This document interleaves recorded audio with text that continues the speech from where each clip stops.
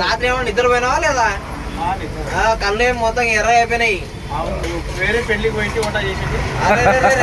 పెళ్లి వెంట వంట చేసి వస్తున్నావా? ఎంతమంది తప్ప? 2000 మంది. అబ్బో వద్దులేనైనా అంత పెద్ద వంట. నమస్తే అందరికి. నమస్తే నమస్తే.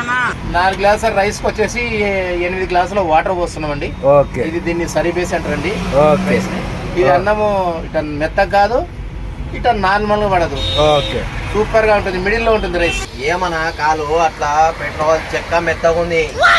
నువ్వు తినావు అనుకో, అది మొత్తం పక్కన సామాన్లు పోతాయి.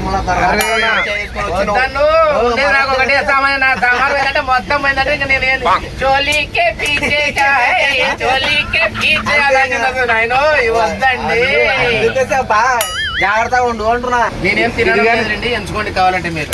గోల్మాల్ చేసి